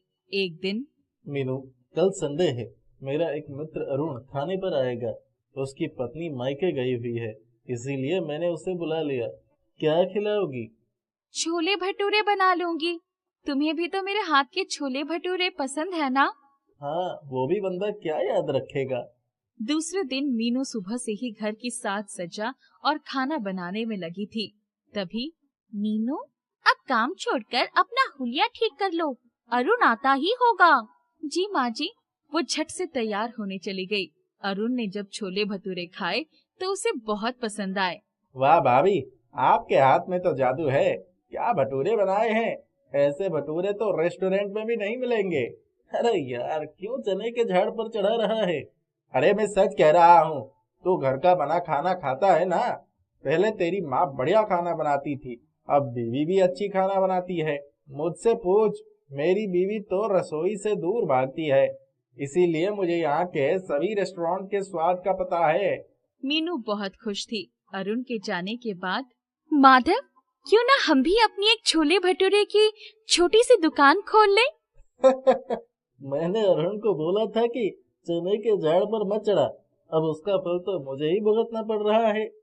तुम्हें तो मेरी हर बात मजाक ही लगती है। अरे नहीं, मैं मजाक नहीं कर रहा हूँ। अभी हमारी शादी को 1 साल ही हुए हैं। तुम्हारे घर वाले सोचेंगे कि मैं ठीक से तुम्हारी देखभाल नहीं कर सकता। माधव, मेरे पापा खुद एक बिजनेसमैन है, वो कभी ऐसा नहीं सोचेंगे। बात तो आई गई हो गई। अपनी खूबसूरत बीवी को घुमाने फिराने के लिए और उसके साज श्रृंगार के लिए पैसे ही नहीं बचते थे। मीनू कभी कोई डिमांड नहीं करती थी, पर माधव को अधिक से अधिक पैसा कमाने की चाहत थी। एक दिन, सर, आपके लिए मैं कुछ लाया हूँ, प्लीज मेरा होम लोन जल्दी पास करवा दीजिए। आप बाहर चलिए, मैं आता हूँ। वो व्यक्ति बाहर गया तो उसने माधव को एक थैली पकड़ा दी। माधव ने थैली तुरंत उसके हाथ में वापस कर दी। उसकी हिम्मत देखकर उसके हाथ कांपने लगे। वो पशोपेश में पड़ गया कि क्या करे। जब घर पहुंचा तो, क्या बात है, बहुत परेशान लग रहे हो? कुछ नहीं, बैंक की टेंशन है। दूसरे ही दिन वो जैसे ही बैंक पहुंचा, उसके बॉस ने उसे बुलाया। मिस्टर माधव, ये लीजिए अपना सस्पेंशन ऑर्डर, और जब तक इंक्वायरी होगी आप वो बैंक आने की जरूरत नहीं है। क्लाइंट ने आपके खिलाफ शिकायत दर्ज की है। सर, वो तो खुद ही मुझे बुलाकर ले गया था, मुझे फंसाया गया है। बॉस ने उसकी एक न सुनी। उसके तो होश उड़ गए। क्या मुंह दिखाऊंगा घर वालों को और रिश्तेदारों को। वो घर आकर चुपचाप लेट गया। आज इतने जल्दी कैसे आ गए? मीनू, तुम कह रही थी ना कि हम अपनी एक दुकान खोल लेते हैं, वो समय आ गया है। चलो मेरे साथ चलो। पर हमारे पास इतने पैसे कहाँ से आएंगे? पहले हम किराए पर जगह लेंगे, फिर अपनी दुकान खोलेंगे। मैं तुम्हें कब से कह रही थी, पहले चलकर मम्मी पापा से बात कर ले। नहीं, उसकी जरूरत नहीं है। दोनों ने किराए की जगह पक्की कर ली। कुछ ही दिनों में उन्होंने अपना एक छोटी सी दुकान खोल लिया। मीनू तो छोले भटूरे बनाने में पहले से ही बहुत एक्सपर्ट थी। माँ भी उसके साथ पूरा समय देती। उनकी दुकान अच्छी चल निकली। उनकी खूब कमाई होने लगी। धीरे धीरे 1 साल हो गए। एक दिन, आज मेरी तबीयत कुछ ठीक नहीं है, चक्कर आ रहे हैं। चलो डॉक्टर के पास चलते हैं। मुबारक हो, आप माँ बनने वाली हैं। मीनू, अब दुकान का काम कैसे होगा? अरे अभी कौन सा बच्चा पैदा हो जाएगा, अभी उसके आने में 7-8 महीने का समय है। तब तक हम खाना बनाने के लिए कारीगर रख लेते हैं। मैं अपनी देखरेख में उनसे छोले भटूरे बनवाऊंगी। हाँ, ये ठीक रहेगा। उन्होंने 2 कारीगर भी रख लिया। उनके छोले भटूरे की चर्चा हर जगह होने लगी।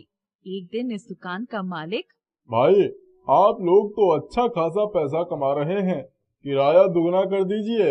अरे भाई, इतनी कमाई नहीं होती, इतना किराया कहाँ से दे पाएंगे हम? आप लोग ये जगह छोड़ दीजिए। माधव और मीनू बहुत परेशान हो गए। माधव, तुम चिंता मत करो, हम जहाँ भी दुकान खोलेंगे वहीं चल निकलेगी। तुम मेरे गहने गिरवी रखकर अपनी खुद की दुकान के लिए जगह देख लो। नहीं नहीं मीनू, तुम्हारे माता पिता को पता चलेगा तो उनकी नजरों से मैं गिर जाऊंगा।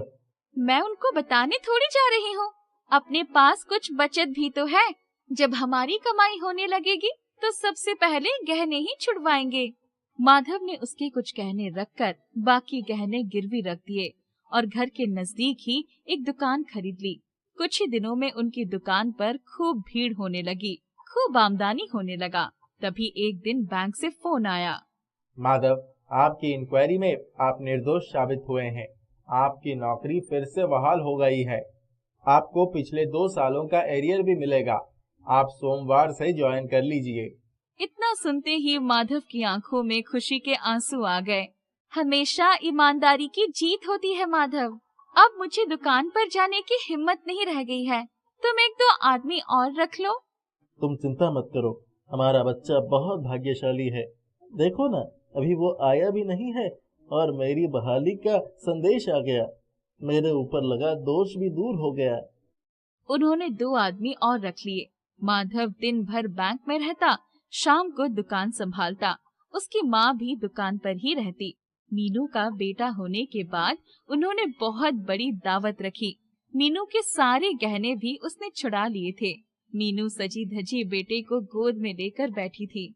हमारी बहू बहुत ही समझदार और हिम्मत वाली है। उसकी सूझबूझ से ही आज हम इतने बड़े कारोबार के मालिक हैं। उसने छोले भटूरे बेचकर हमारी गरीबी दूर ही कर दी। मीनू और माधव एक दूसरे को देखकर मुस्कुरा उठे। उनका जीवन खुशियों से भर गया। प्रियंका और दीपा की माँ उनके बचपन में ही उन्हें छोड़कर चली गई थी। उनके पिता अशोक ने उनकी देखभाल के लिए दूसरी शादी कर ली, परंतु प्रीति दीपा और प्रियंका को बिल्कुल पसंद नहीं करती थी। वो किसी भी तरह से उनसे पीछा छुड़ाना चाहती थी। वो उनसे काम भी कराती और अशोक के सामने प्यार भी जताती थी। प्रियंका, ओ प्रियंका, अरे कहाँ मर गई? आई मम्मी। मैं तेरी मम्मी नहीं हूँ। पर पापा ने तो आपसे शादी की है और मेरी मम्मी तो हमें छोड़कर चली गई। पापा आपको ही हमारी मम्मी बना कर लाए हैं। मैंने तेरे बाप से शादी करी है। तुम दोनों तो मुझे मुफ्त में मिल गई हो। मम्मी, मुझे भूख लगी है। पूरे दिन बस खाना ही खाना रह जाता है तुम दोनों को, और काम ही क्या है? सुबह का बनाकर निपटा दो तो दोपहर को भूख लग जाती है, दोपहर का बनाकर निपटा दो शाम को भूख लग जाती है। मैं तो बस यहाँ तुम दोनों का खाना बनाने ही आई हूँ ना। इतने में अशोक बाहर से आ जाता है। जैसे ही अशोक घर में दाखिल होता है तो प्रीति के तेवर बदल जाते हैं और वो दीपा और प्रियंका को ऐसे प्यार जताती है जैसे कि उससे अच्छा तो कोई ही नहीं। देखो ना अशोक, मैं कब से दीपा को खाना खिलाने की कोशिश कर रही हूँ, पर दीपा है कि खाना खाती ही नहीं। कितनी दुबली हो गई है। अगर ये खाना नहीं खाएगी और ज्यादा दुबली हो जाएगी और दुनिया मुझको कहेगी कि सौतेली माँ ने बच्चों को खाना नहीं दिया। प्रीति, तुम इनकी सगी माँ ना होकर भी दोनों बच्चों का कितना ध्यान रखती हो। दुनिया चाहे मुझे सौतेली समझे, पर मैंने तो इन बच्चों को अपना माना है ना। दीपा, प्रियंका, देखो ये तुमसे कितना प्यार करती है। इतना कहकर अशोक वहाँ से चला जाता है और प्रीति फिर से दोनों के लिए क्रूर हो जाती है। एक दिन की बात है, प्रीति सोच लेती है कि इन दोनों बच्चों से पीछा छुड़ा कर रहेगी। अशोक, पास के गांव में मेला लगा है, मेरा बहुत मन है कि मैं इन दोनों बच्चों को घुमा लाऊं। पूरे दिन घर में रहती हैं दोनों, थोड़ा बाहर निकलेगी तो दोनों का मन बहल जाएगा। हाँ, क्यों नहीं। और ये लो कुछ पैसे, दोनों को कुछ खिला देना। और ऐसा मत करना कि उन दोनों के चक्कर में तुम भूखी रह जाओ, तुम भी कुछ खा लेना। जाओ और तीनों मजे करो मेले में। प्रीति दोनों लड़कियों को लेकर मेले में चली जाती है और वहाँ दोनों को छोड़ आती है। वापस आकर अशोक को बताती है कि वो खो गई। अशोक को ये सुनकर बहुत दुख होता है। दीदी, मुझे बहुत तेज की भूख लगी है। माँ कहाँ चली गई? जाने कहाँ चली गई माँ? हम इस मेले में खो चुके हैं। यहाँ तो हम किसी को जानते भी नहीं हैं। अब हम क्या करें? दीदी, हमें तो अपने घर का रास्ता भी नहीं पता। तू चिंता मत कर, हम कुछ ना कुछ कर लेंगे। मेले में प्रियंका दीपा ऐसे ही भूखी प्यासी घूम रही थी। तभी उनकी नजर एक 100 रुपए के नोट पर पड़ती है। वो उस नोट को लेकर कुछ खाने के लिए ले लेती है। फिर भी कुछ पैसे बच गए। तभी मेले में एक दुकान पर एक खेल की दुकान दिखी। दीदी, मुझे ये वाला खेल खेलना है और वो खिलौना चाहिए। रुक दीपा, अभी मैं वो खिलौना तुझे दिलाती हूँ। प्रियंका खिलौने की दुकान पर रिंग डालती जाती है और खिलौने जीतती चली जाती है। ये देख दीपा खुश हो जाती है। दीदी, आपने तो मुझे इतने सारे खिलौने दिला दिए। मैंने कभी इतने सारे खिलौने जिंदगी में नहीं देखे थे। जब तक मैं हूँ तब तक तुझे चिंता की कोई जरूरत नहीं है। पर अब हम क्या करें? मेरी ये समझ में नहीं आ रहा। घर का रास्ता हम जानते नहीं हैं और जो पैसे थे वो भी खर्च हो गए हैं, थक भी गए हैं। दीदी, वो पार्क है ना, वहाँ पर बैठते हैं। वहीं पर बैठकर सोचते हैं कि क्या करना है। चल, वहीं पर बैठते हैं। यहाँ तो बहुत भीड़ है। प्रियंका और दीपा उस पार्क में बेंच पर बैठ जाते हैं, जहाँ पर कुछ लड़के क्रिकेट खेल रहे होते हैं। उन्हें देखकर प्रियंका का भी मन करता है कि वो भी क्रिकेट खेले और एक लड़के से वो खेलने के लिए पूछती है। मुझे भी क्रिकेट खेलना है, मुझको अपनी टीम में शामिल कर लो ना। तुम और क्रिकेट खेलोगी? कभी किसी लड़की को क्रिकेट खेलते हुए देखा है क्या? क्रिकेट खेलना तो लड़कों का काम होता है, तुम जैसी लड़कियों का नहीं है। और तुम्हें तो हम जानते भी नहीं है। छी, इतनी गंदी लग रही हो। एक बॉल करा दो ना बस। अरे चलो चलो, जाओ यहाँ से। लड़के क्रिकेट खेलते रहते हैं। प्रियंका और दीपा पास में बैठी रहती है। क्रिकेट खेलते खेलते ही उन लड़कों की एक बार गेंद बेंच के नीचे आ जाती है, तो लड़कों को गेंद मांगने पर प्रियंका बॉल फेंक कर देती है। बॉल सड़क पर एक आती हुई गाड़ी के शीशे से टकरा जाती है। अरे ये क्या? बॉल इतनी तेज फेंकने की क्या जरूरत थी? ज्यादा ही गुस्सा आ रहा है क्या तुझे मुझ पर? क्रिकेट नहीं खेलने दिया तो बॉल ही फेंक दी। मैंने तो धीरे फेंकी थी।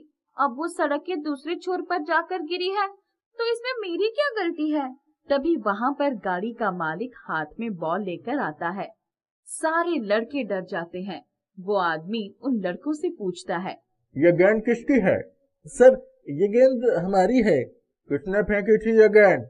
सारे बच्चे चुप हो जाते हैं और डर के मारे कुछ भी नहीं बताते। उस आदमी के बार बार पूछने पर लड़कों की टोली में से एक लड़का प्रियंका की तरफ इशारा करता है और सब लड़के वहाँ से डर के मारे भाग जाते हैं। ये गेंद तुमने फेंकी थी बेटी?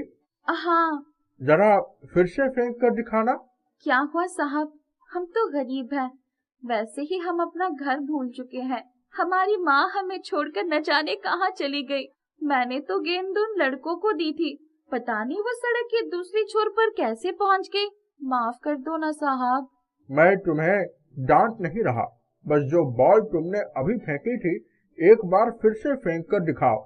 प्रियंका आदमी के कहने पर फिर से वो गेंद फेंकती है और बहुत ही दूर जाकर गेंद गिरती है।